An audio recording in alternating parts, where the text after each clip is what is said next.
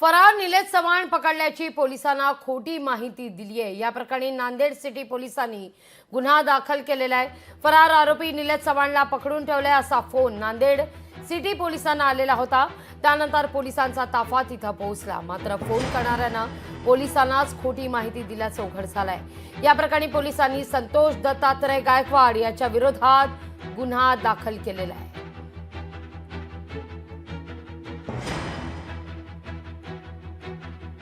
फरार आरोपीची माहिती आपण पोलिसांना दिल्यावर पोलिसांकडून आपल्याला बक्षिसाची रक्कम मिळेल या हेतूने हा फोन केला होता, अशी आता बाब स्पष्ट होते।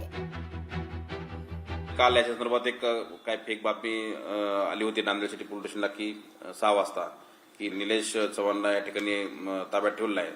तो फेक कॉल होता कंट्रोलला दिलेला। त्याच्यावरून ते गायकवाड नावाचे संतोष गायकवाड नावाचे व्यक्ती आहे, त्याच्यावर 227 प्रमाणे एक BNS प्रमाणे एनसी दाखल केलेली आहे आणि त्याच्यावर कारवाई केलेली आहे। परंतु खोटा जर कोणी कॉल केला तर किंवा बोगस कॉल केला असेल तर त्याला सुद्धा त्याच्यावर सुद्धा पोलीस कारवाई नक्कीच करते। परंतु कुणी खोटे विनाकारण कॉल नशेमध्ये असेल कशामध्ये करू नये। लोकशाही मराठी ऐका, पहा, जागरूक रहा।